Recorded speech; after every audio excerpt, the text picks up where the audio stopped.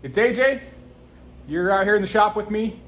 Today, you're gonna come along with me while I did a makeover on this workbench. It's a epoxy top. Took multiple days. I'm sorry the video is probably gonna be a little bit longer than I wanted it to because it took so long, but yeah, it turned out pretty good. Bear with me. I'm brand new to this YouTube thing, so it's gonna take me a few videos to get all the editing and video angles and stuff figured out. But anyway, here we go. As you can see, it's just a heavy duty workbench made of laminated 2x4s. Super awesome. Made it years ago. It served me well, but as you can see, I never flattened it out and it's a mess to keep clean. And today, we're going to start the process of making it better. We're gonna put an epoxy top on this, put some accessories in there to make it a little more convenient to use.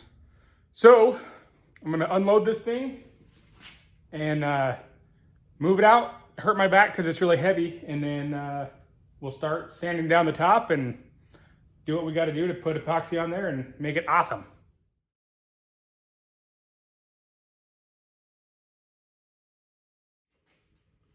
All right, it's going to make a huge mess and a lot of noise. See how this goes.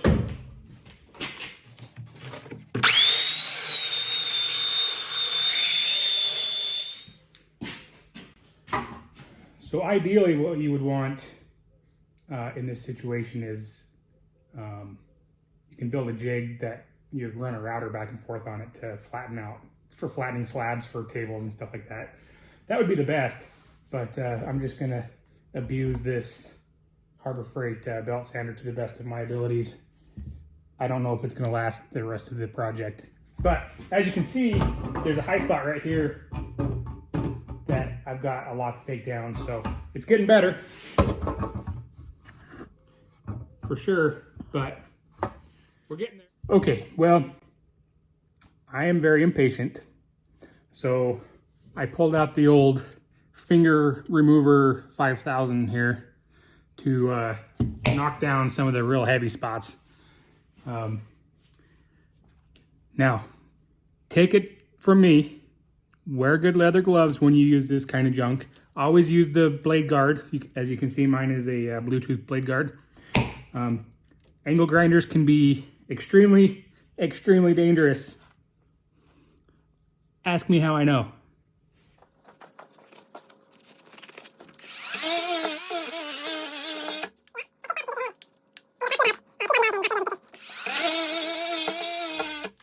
That's why I'm using this little electric one, is because I can stop it really easy. If I was using the corded one that's stronger, that's when you get into finger removing trouble.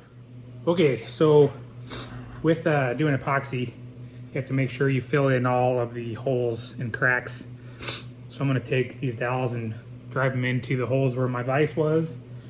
And I'm gonna go through with some wood filler, body filler, and fill in some of the deep holes that I made with the little saw there. And yeah, then we'll be close to getting ready to pour.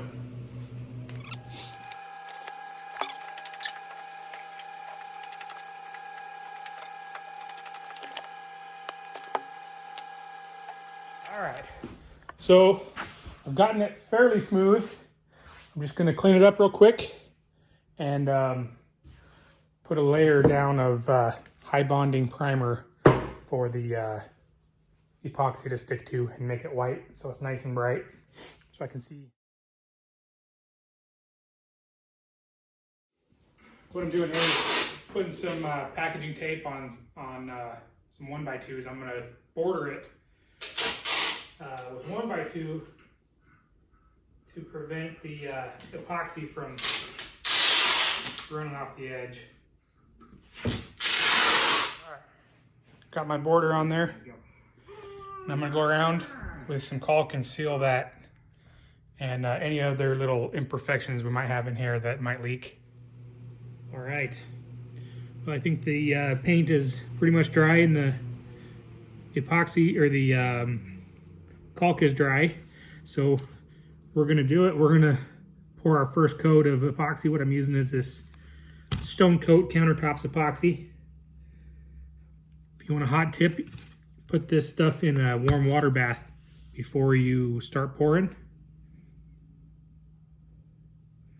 And it'll make it nice and viscous and runny so it flows out really nice. The name of the game here is to make sure you mix this stuff really, really good.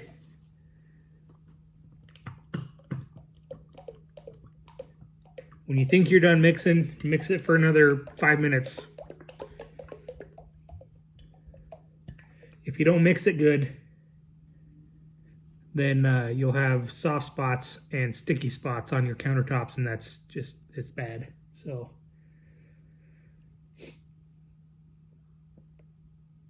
and make sure that you follow the 1-to-1 ratio.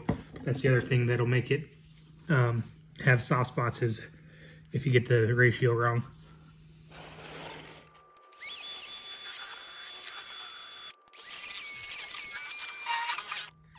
So as you're mixing, if you're going to use dye, that's when you want to put it in. Now, like I said before, I'm doing white so I can see really good when I drop nuts and bolts. And so I'm going to add my dye in right now while I'm mixing it up.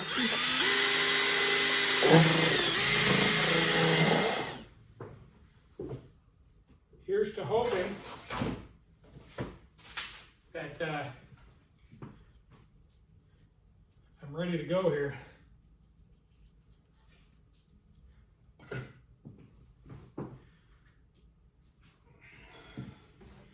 I'm not 100% sure how much I'll need per coat, but we'll see.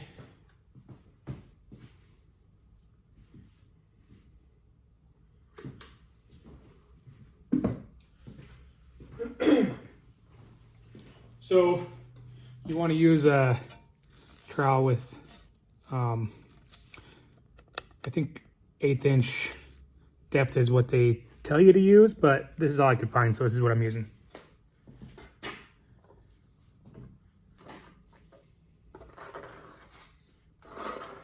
Basically, you're just going to spread it out as evenly as you can make it.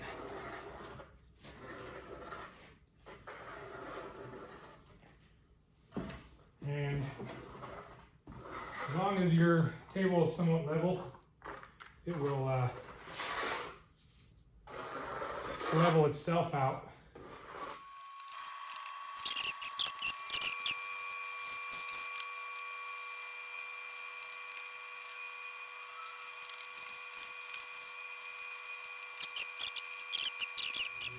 So, this is where the magic happens. They want you to do this, and it helps to work it into all the cracks and crevices, and it also helps make sure you get everything mixed up really good. This is a really very important step. So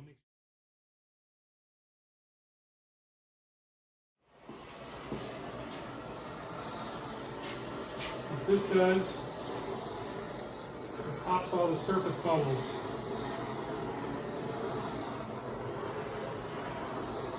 And it makes it this glass smooth. I don't know if you can see that.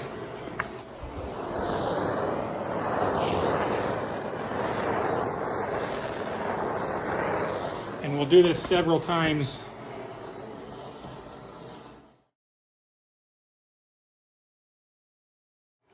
So you want to give it about 20 minutes or so, and then come back and fire it again.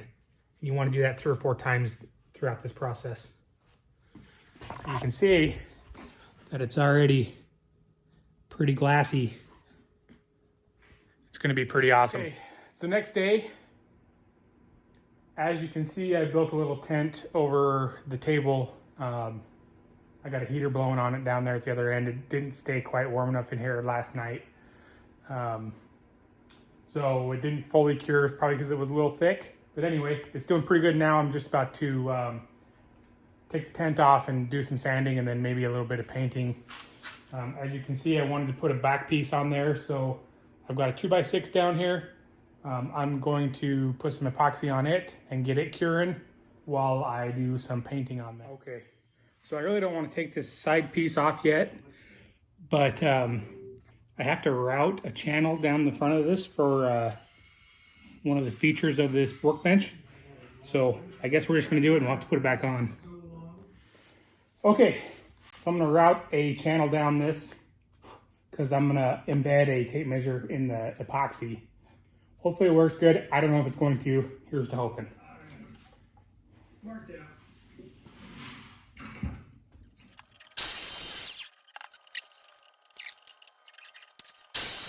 Okay, I got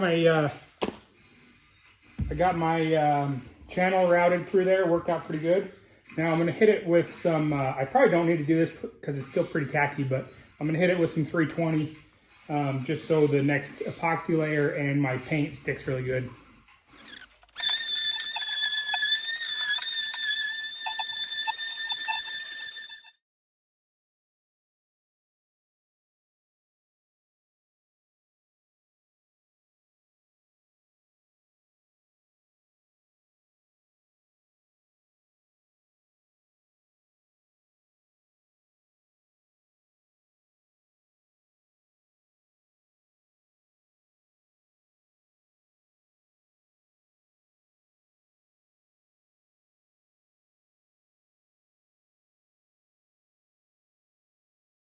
All right, so this is the next day. As you saw in the time lapse, I put a tent over it again just to give it some extra heat to set it up real good. I'm really, really excited with how it turned out.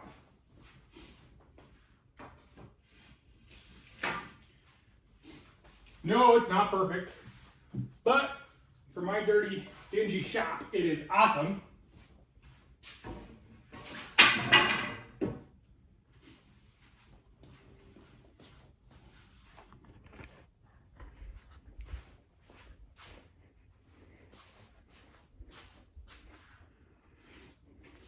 It's got some dust in it, but I'll be able to buff that out pretty easy. The epoxy wasn't quite as clear as I'd hoped for it to be along the workbench or the tape measure here, but I think it is pretty awesome. I think it'll work pretty good. Okay, so this is my back piece, backsplash thing. I'm gonna attach it using Craig screws, pocket holes. This is a Craig screw jig. Pretty awesome for woodworking stuff if you're building cabinets and whatever. It makes pretty awesome joints. They look like this right here. So you can screw up into the other stuff. Anyway.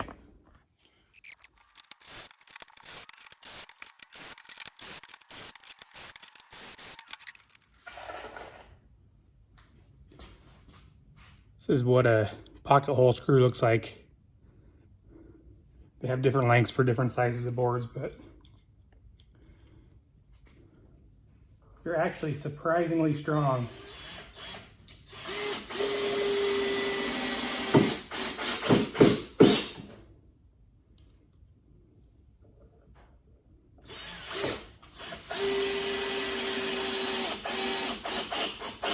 Okay, so I got the back piece on,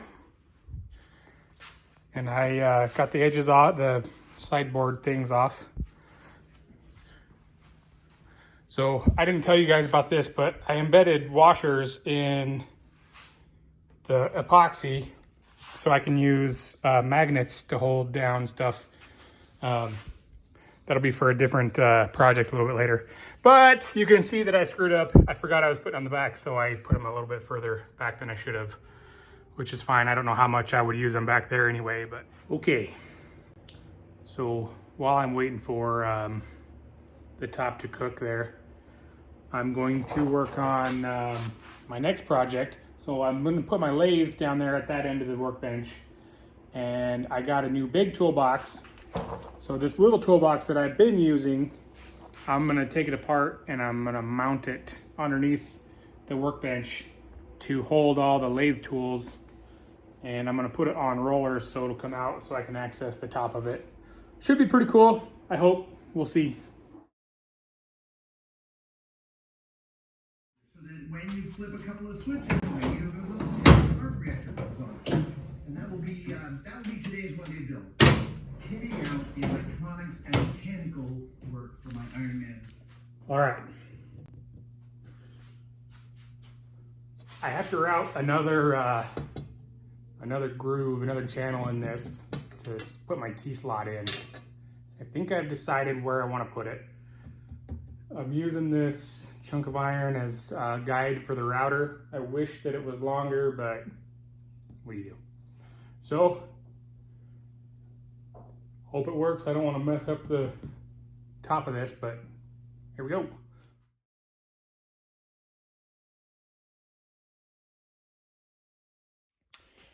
So, off camera, I routed all the joints there for the T-slots. Put one back here in this back piece. So I'll be able to use that to hold down my work and use all the T-slot accessories. So turned out pretty good. I got to do a little bit of filing still and make all these joints line up really nice, but turned out pretty awesome.